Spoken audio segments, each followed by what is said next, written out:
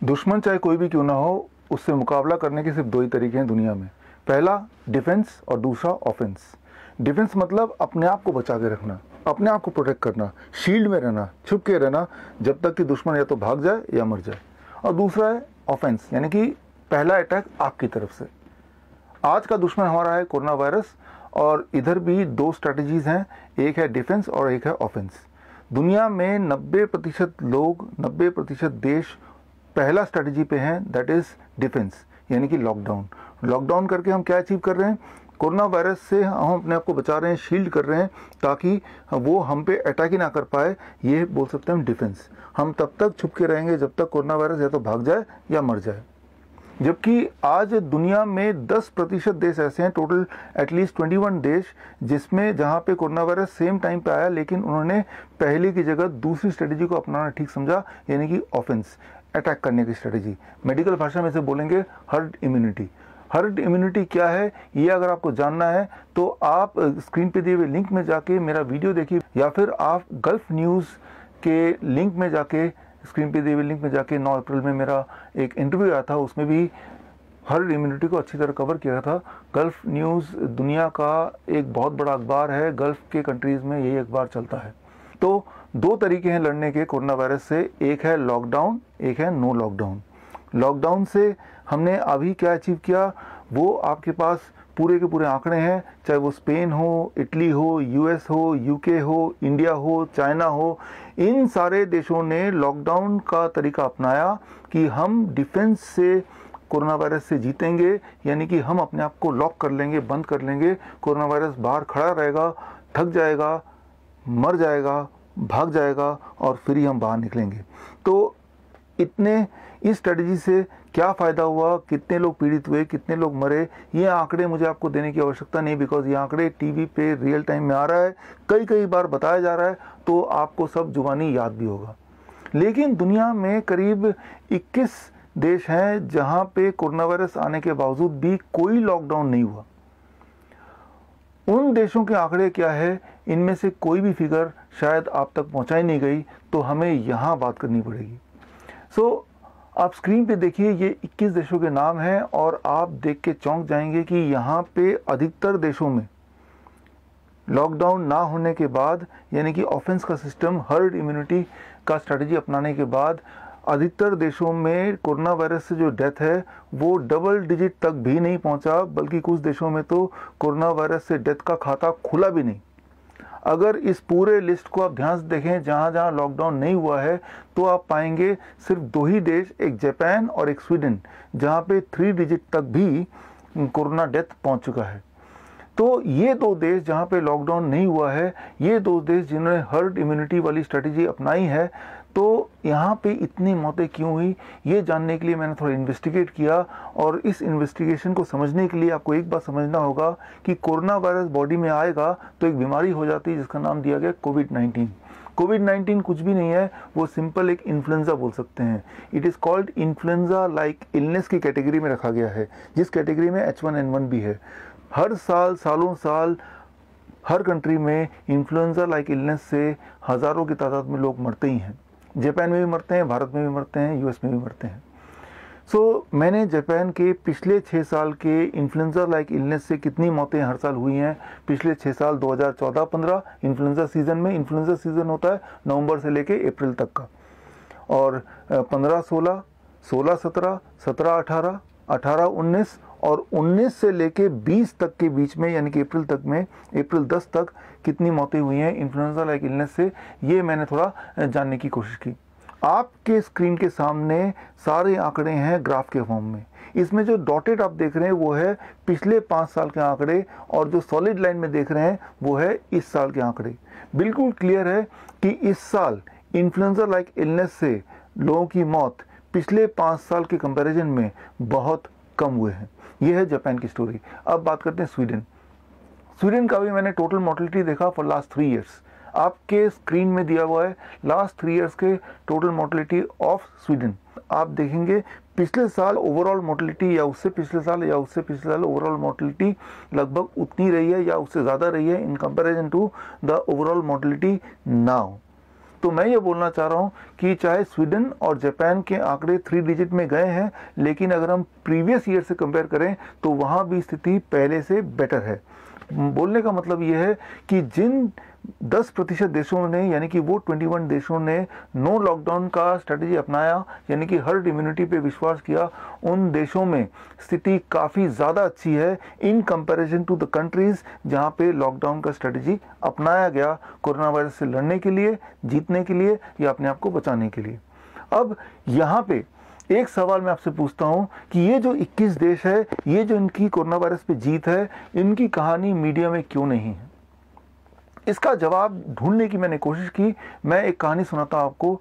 Imagine कीजिए कि हर साल आम का सीज़न आता है और इस साल भी आम का सीज़न आया, और हर साल की तरह इस साल भी लोग आम के पेड़ में चढ़ते हैं और चढ़ के आम तोड़ के खाने की कोशिश करते हैं। लेकिन चढ़ते हुए कुछ लोग गिरते हैं और गिर के उनकी मौत हो जाती है पेड़ से गिर के, और तब एडमिनिस्ट्रेशन हरकत में आती है और वो ऐलान कर देती है कि इस बार न जाने किस तरह के आम आए हैं कि लोग आम खाने जाते हैं तो वो शायद मर भी जाते हैं या मर भी सकते हैं।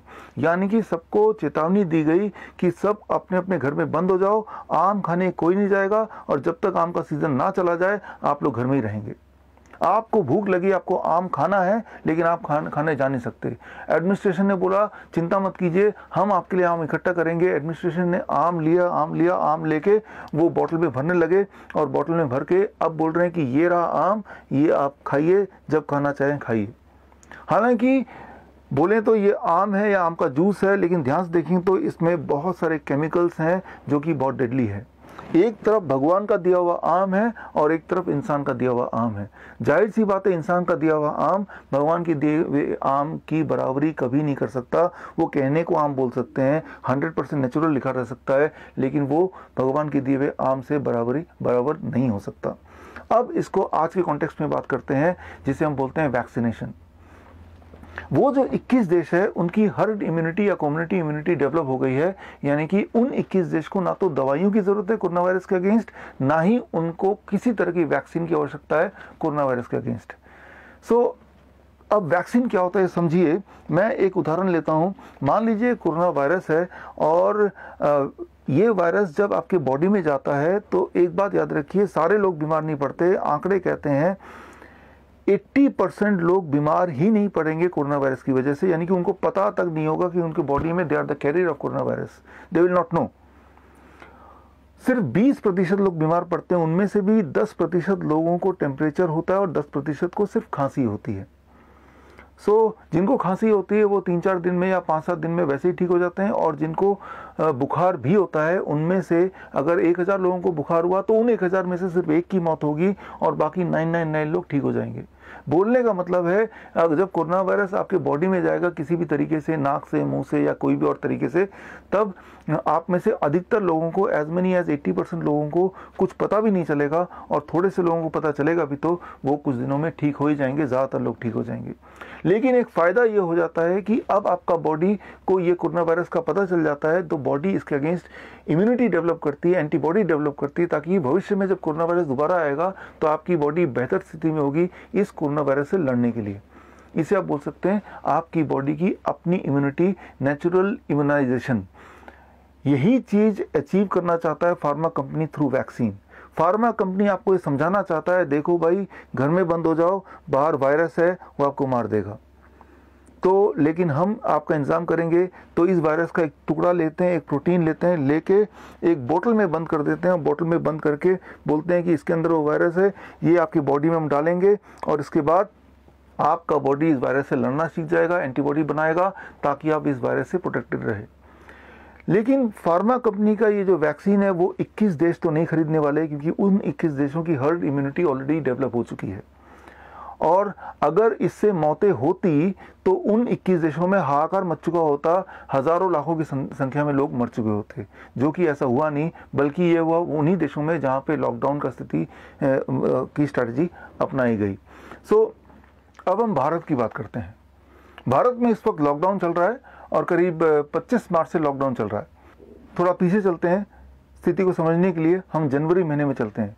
एक इमेजिनरी सिचुएशन लेता हूँ। इमेजिन कीजिए आपको पूरे देश की सिक्योरिटी का इंचार्ज बनाया गया, पूरे देश की सिक्योरिटी का जिम्मा आप पे डाला गया और आप अलर्ट हैं कि बाहर से लोग अंदर देश में ना आ जाए, देश को लूटे ना, देश में अटैक ना करे। और आपके जासूस पूरे दुनिया में फैले हुए हैं और आप पूरे देश के सिक्योरिटी इंचार्ज हैं और आपके जासूस आपको खबर देते हैं कि देश में अलग अलग जगह से, दुनिया के अलग भाग से स्मगलर एंटर करने वाले हैं और स्मगलर एंटर कर जाएंगे तो देश को खा जाएंगे। आपको देश को बचाना है तो आप पूछते हैं भाई मैं स्मगलर को पहचानूंगा कैसे? वहाँ से जासूस बोलता है वो स्मगलर दिखने में आम लोगों की तरह ही है, आप शायद पहचान नहीं पाएंगे। आप बोलेंगे मैं पहचान ही नहीं पाऊंगा तो उनको पकड़ूंगा कैसे? वो बोलते हैं कि देखा गया है कि उनमें से कुछ स्मगलर की मूछें भी हैं। तो आपके दिमाग में आइडिया आता है कि चलो भाई एटलीस्ट मूछे वाले स्मगलर को तो पकड़ें। आपने फिर पूछा कि कितने % लोगों के स्मगलर की मूछें हैं? वो बोलते हैं लगभग 10% स्मगलर की मूछें हैं, 90% तो मूछें भी नहीं है। तो आप सोचते हैं चलो 10% स्मगलर को तो पकड़ें। तो आपने एयरपोर्ट को, सारे पोर्ट्स को हाई अलर्ट पर रख दिया और सबको ऐलान कर दिया कि भाई अगर कोई मूछे वाला पैसेंजर दिखेगा उसको रोक लेना और उनकी तफ्तीश होगी और जांच होगी, फिर ही उनको जाने देंगे। हो सकता है कि वो स्मगलर हो।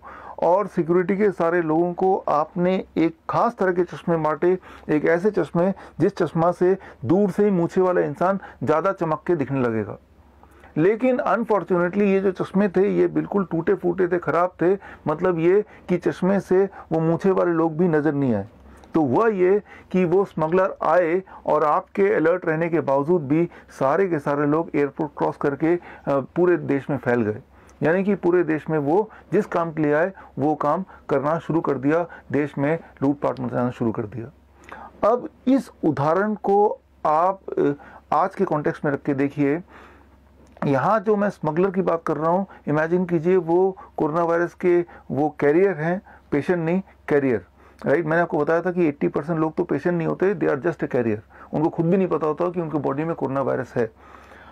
और ये जो चश्मा है ये है थर्मल स्कैनर, यानी कि थर्मल 10% लोगों की ही टेम्परेचर बढ़ेगी।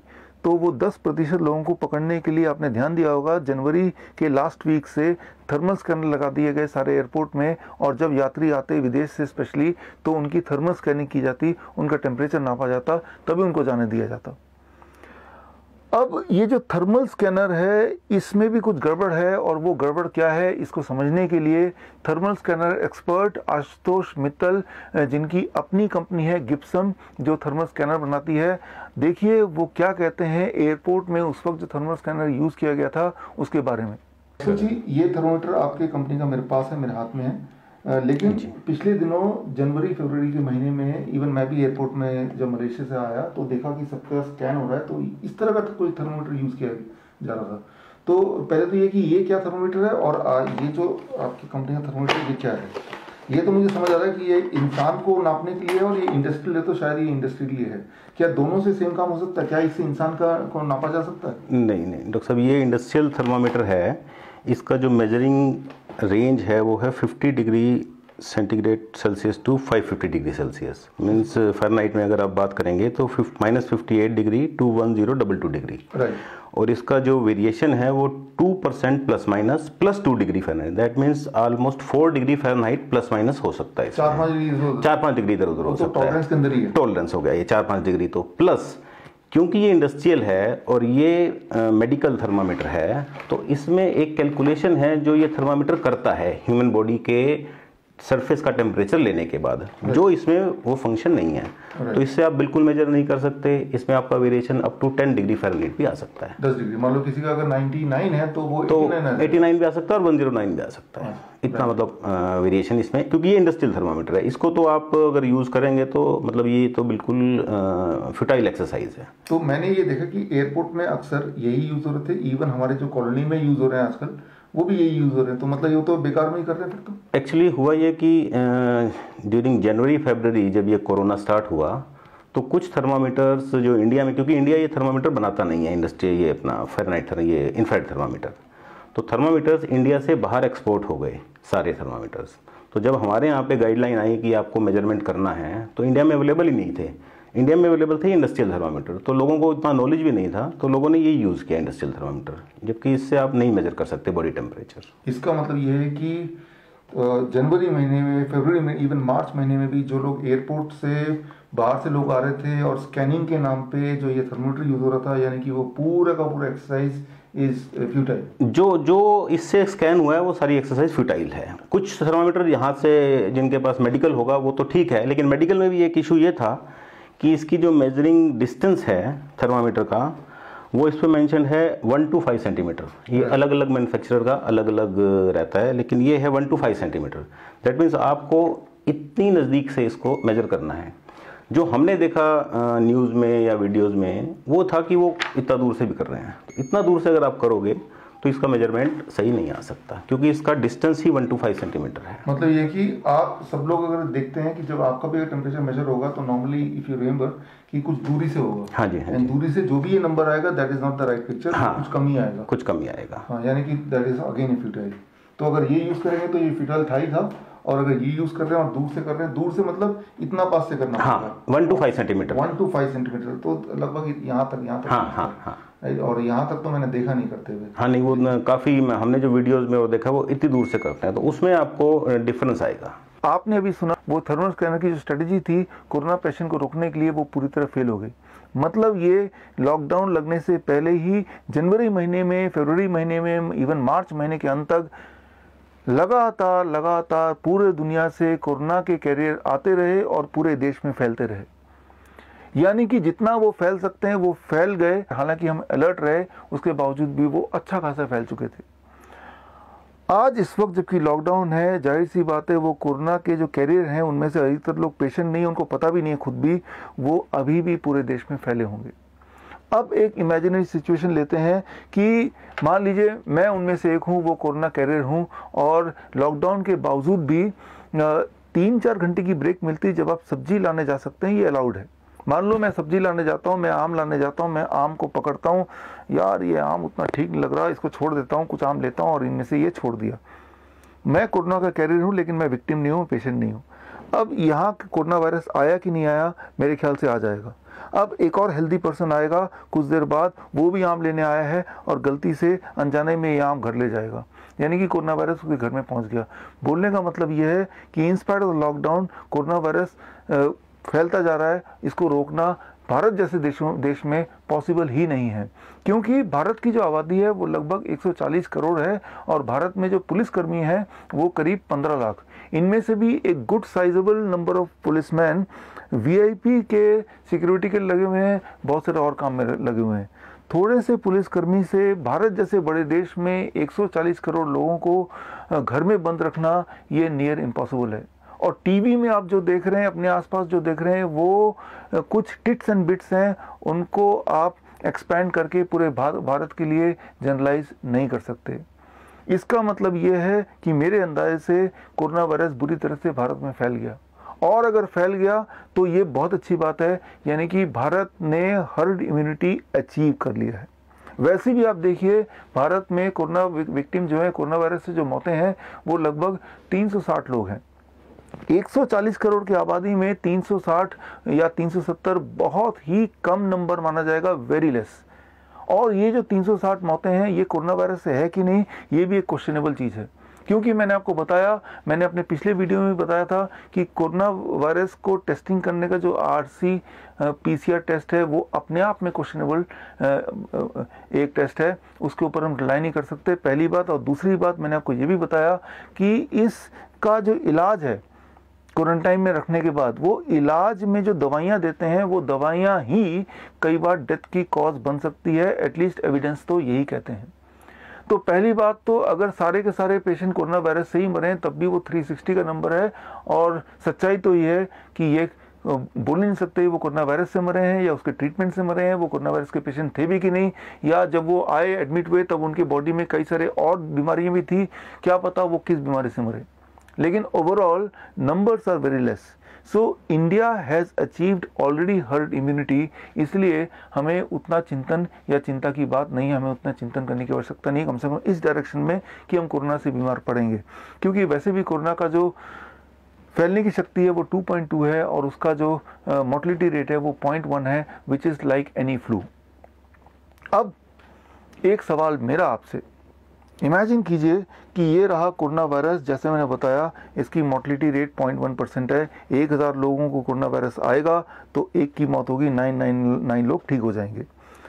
और इसके फैलने की शक्ति 2.2 यानी कि 1 से 2 या 3 लोगों तक ही पहुंच सकता है। इमेजिन कीजिए एक ऐसी परिस्थिति आ जाए हमारे देश में या विश्व में कहीं भी, जहां पे इस कोरोना वायरस से भी कई गुना ज़्यादा खतरनाक वायरस या बैक्टीरिया आ जाए। एक ऐसा इन्फेक्शियस एजेंट जिसके फैलने की शक्ति लगभग 10 है, मतलब 1 से 10 लोगों को फैलेगी, कोरोना वायरस से 5 गुना ज़्यादा ताकतवर, और इसके मोर्टलिटी रेट कोरोना वायरस से करीब 20 गुना ज़्यादा। लगभग एक ऐसा वायरस जो पूरे साल में 5 लाख लोगों को मारता हो या हर मिनट में एक इंसान को मारता हो। अगर ऐसा कोई वायरस या बैक्टीरिया हमारे देश में आ जाए तो हमें क्या करना चाहिए? आप बोलेंगे, जब इसके लिए क्वारंटाइन हो गया, जब इसके लिए लॉकडाउन हो गया, तो जाहिर सी बात है अगर ऐसा कोई वायरस आ जाए तो हमें अपने आप को घर में बंद कर लेना चाहिए, लॉकडाउन करना चाहिए, जब तक कि ये वायरस पे काबू ना पा लिया जाए, ये वायरस मर ना जाए या भाग ना जाए। मैं आपको बताना चाहूँगा, ये जो वायरस या ये जो बैक्टीरिया है, एक्चुअली ये एक बैक्टीरिया है और इसका नाम है, बीमारी का नाम है ट्यूबरक्लोसिस।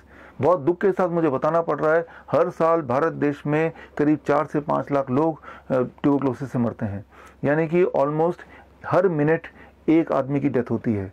अभी तक जब से आप मेरा वीडियो सुन रहे हैं या देख रहे हैं, तब से लगभग अब तक 10 लोगों की मृत्यु हो चुकी है ट्यूबरक्लोसिस से। तो मेरा आपसे सवाल यहाँ पे, इसका जवाब आप ढूंढेंगे, मुझे तो नहीं मिला।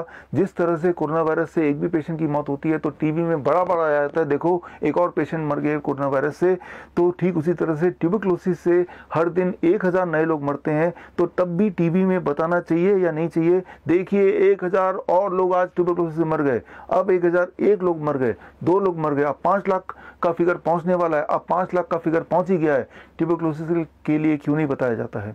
ये सवाल का जवाब मैं नहीं दूंगा, ये सवाल का जवाब आप कमेंट में दीजिए, क्या कारण हो सकता है। अब मेरा दूसरा सवाल आपसे, जब भी कोई भी पेशेंट में कोरोना वायरस पाया जाता है तो उसे इमीडिएटली क्वारंटाइन करते हैं और उसमें एलोपैथिक इलाज चालू कर देते हैं। और मैं आपको बता दूं, एलोपैथिक इलाज में जो HIV की दवाई देते हैं या रेमडेसिविर, जो कि एक्सपेरिमेंटल ड्रग है, आज तक किसी भी बीमारी के लिए उसको कभी भी अप्रूव नहीं किया गया, वो दवाई देते हैं। या एंटी मलेरियन ड्रग, पिछले 40 साल में ये देखा गया है, ये हार्ट बीट को एबनॉर्मली हाई कर देता है, resulting in sudden cardiac death.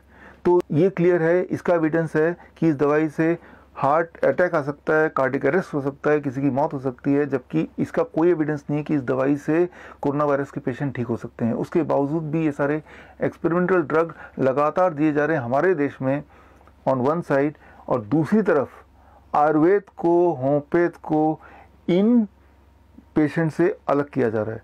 Ayurveda और होम्योपैथ भी हमारे देश की पद्धति है और ये भी लीगल है, लेकिन इन डॉक्टरों को कोरोना पेशेंट को ट्रीट करने दिया ही नहीं जा रहा है, कोरोना पेशेंट से दूर रखा जा रहा है।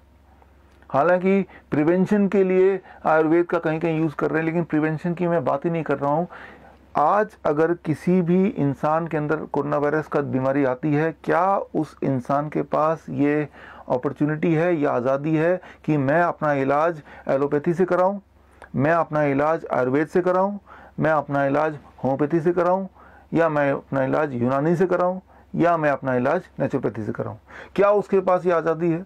उसके पास आज़ादी नहीं है। दरअसल वो एक गिनी पिग है, उसको उठा के उससे पूछे बिना ज़बरदस्ती, जैसे गिनी पिग के साथ होता है, उसके अंदर ऐसी ऐसी दवाइयाँ भर दी जाती हैं जिसका कोई रेलेवेंस नहीं है, कोरोना वायरस से कोई एविडेंस नहीं है।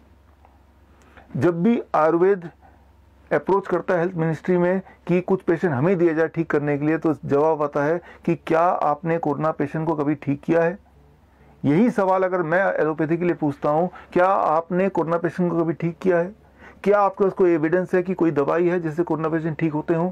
आपके पास भी एविडेंस नहीं है, आयुर्वेद के पास भी एविडेंस नहीं है।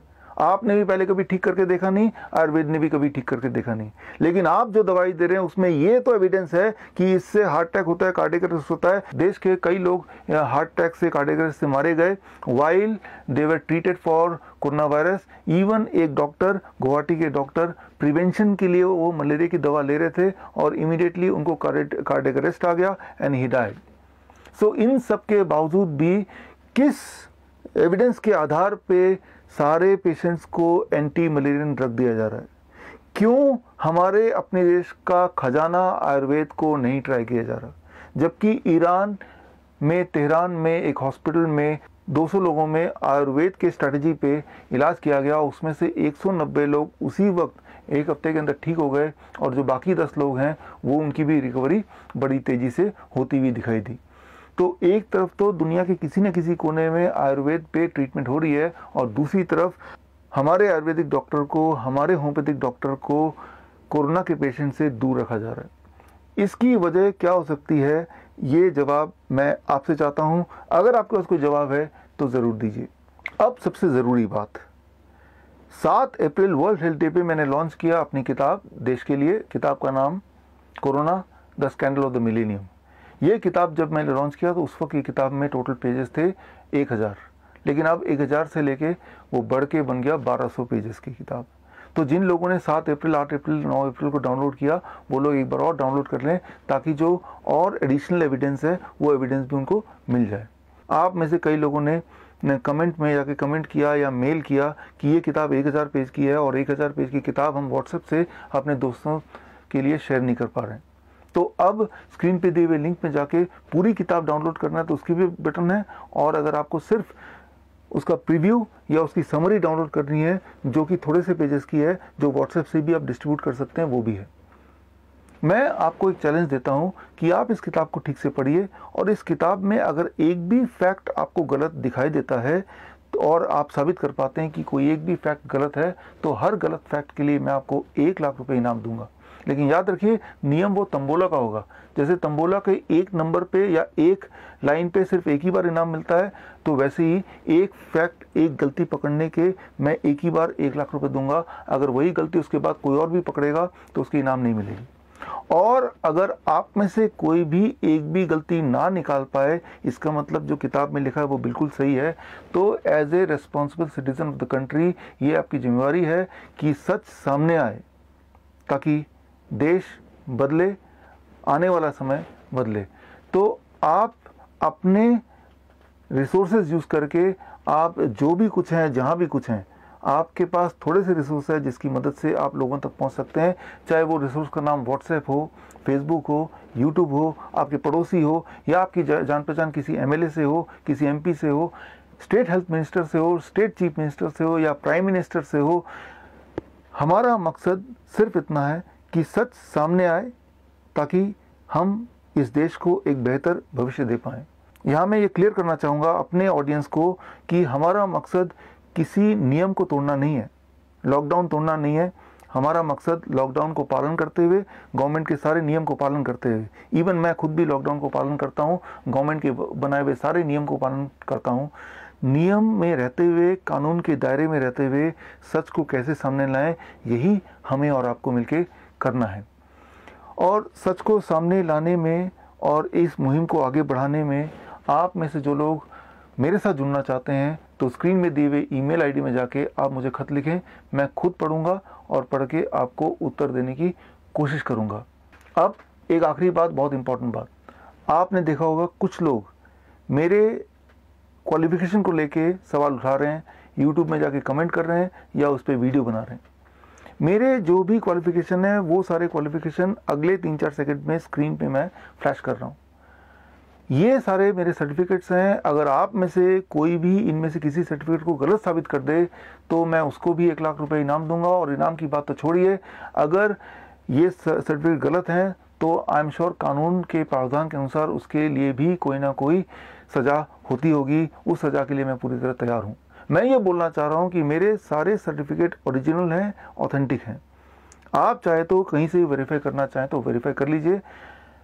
यहाँ इंटेंशन कुछ लोगों का ये हो सकता है कि आपका ध्यान भटकाने के लिए इस तरह के मुद्दे लाते हैं कि इनके सर्टिफिकेट देखिए, ये फेक है, ये फ्रॉड है।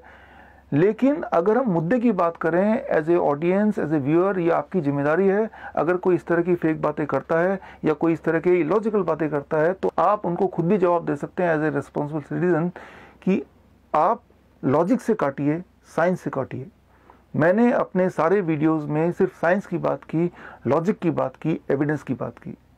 तो आपको मैं रिक्वेस्ट करता हूं एज ए व्यूअर, आपकी ये रिस्पॉन्सिबिलिटी है, आप जो भी बोलना चाहें बोलें, लेकिन सबूत के साथ बोलें। सिर्फ अगर एक लाइन लिख देंगे कि ये इंसान फ्रॉड है, या ये लिख देंगे कि भाई ये अकेला डॉक्टर ऐसा बोल रहा है, तो ये कोई लॉजिक नहीं है, कोई साइंस नहीं है। ये सिर्फ एक एक्ट है ताकि लोगों का ध्यान कहीं और भटक जाए। तो ध्यान भटकाने वाले लोगों को लाइन पे लाना, ये आप सबकी रिस्पॉन्सिबिलिटी है। हम मिलेंगे आगे फिर कभी, इस उम्मीद के साथ दोबारा मिलेंगे। देश बदलेगा एक अच्छे भविष्य के लिए। All the best. Thank you. जय हिंद। वंदे मातरम।